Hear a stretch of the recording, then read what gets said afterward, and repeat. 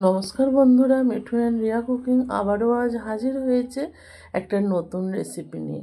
আজকে তোমাদের সাথে শেয়ার করব একদম পারফেক্ট জালিদার সরু চাগলি পিঠে। এই সরু চাগলি পিঠেটা অনেকে আবার গেঞ্জি পিঠে নামেও ডাকে, কারণ তার জালি অবস্থাগুলোর জন্য। আর এটা এতটা নরম হবে, তাহলে চলো বন্ধুরা দেখে নেওয়া যাক এই পিঠেটা আমরা কিভাবে বানাই। এই পিঠেটা সবাই নিশ্চয়ই বানাতে পারো, তবে আমি কিভাবে বানাই সেটাই তোমাদের সাথে শেয়ার করব। তাহলে চলো বন্ধুরা দেখে নেওয়া যাক। দেখো, প্রথমেই এখানে আমি বিউলির ডাল আর চালটাকে ভিজিয়ে রেখেছিলাম। 4 ভাগের 1 ভাগ ডাল দেবে, যতটা চাল নেবে 4 ভাগের 1 ভাগ ডাল দিলেই হবে। এটাকে দিয়ে আমি 4-5 ঘন্টা ভিজিয়ে রেখেছিলাম। আর এখানে যে চালটা আমরা ভাত রান্না করে খাই, সেই চালটাই কিন্তু ভিজিয়েছিলাম। এবার এটাকে ভালোভাবে একটা মিক্সি জারের মধ্যে নিয়ে নিলাম, নিয়ে ফাইন পেস্ট করে নেব। সমস্ত চালটা একই রকমভাবে ফাইন পেস্ট বানিয়ে নেব। দেখো, সমস্ত চালটা আমি ফাইন পেস্ট বানিয়ে নিয়েছি। আর এবার ফিরে এসেছি। এবার এর মধ্যে দিয়ে দেব স্বাদ মতো লবণ। লবণটা দিয়ে ভালোভাবে এটাকে মিক্সড করে নেব। সুন্দর করে লবণটাকে আমি মিক্সড করে নিয়েছি। আর এর ঘনত্বটা দেখো, এত ঘন রাখলে তো হবে না।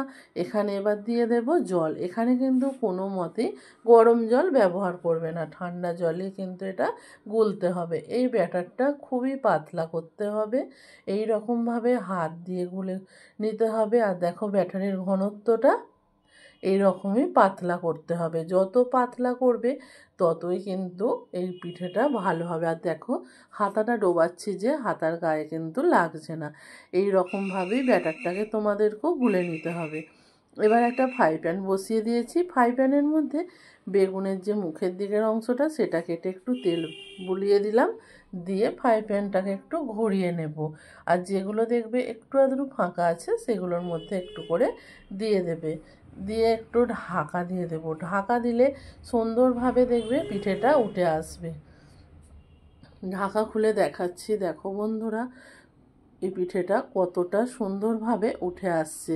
আর এখানে একটা কথা বলে রাখি, এই পিঠেটা আমি কিন্তু আগেও দুটো করেছিলাম, সেই পিঠেগুলো ছিঁড়ে গেছে, সেগুলো তোমাদেরকে আর দেখালাম না।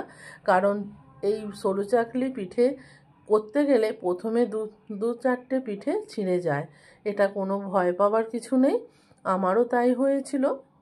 তাও সেগুলো তোমাদেরকে আমি দেখালাম না, ভিডিওটা লং হয়ে যাবে বলে সেটা আমি তোমাদেরকে মুখে বলে দিলাম। দেখো, আবারও একটা দিয়ে দিলাম, একই রকমভাবে চালিয়ে দিলাম, দিয়ে একটু ঢাকা দিয়ে দেব। 1 সেকেন্ড মতন ঢাকা দিয়ে রাখবো। তারপর দেখো, ঢাকা খুলে দেখাচ্ছি কতটা সুন্দরভাবে পিঠেগুলো উঠে আসছে। এই রকম পারফেক্ট পিঠেগুলো বানিয়ে নাও বাড়িতে, আর সঠিক মাপে বানাও, তাহলেই দেখবে তোমাদের পিঠেগুলো পারফেক্ট হবে। এরকম গরম গরম সরু চাগলি পিঠে, তার সাথে 1 বাটি খেজুরের গুড়, আর কি চাই বলো। আজকের রেসিপিটা তোমাদের কেমন লাগলো অবশ্যই কিন্তু কমেন্ট করে জানাবে। আর এই রকমভাবে বাড়িতে পারফেক্ট সরু চাগলি পিঠে বানাও। তোমরা যদি ইউটিউব থেকে দেখে থাকো, তাহলে আমার চ্যানেলটাকে সাবস্ক্রাইব করে দেবে। আর ফেসবুক পেজ থেকে যদি দেখে থাকো, পেজটাকে ফলো করবে নিত্য নতুন রেসিপিগুলো দেখার জন্য। আজকের মতো ভিডিওটা আমি এখানেই শেষ করব। আজকের মতো টাটা।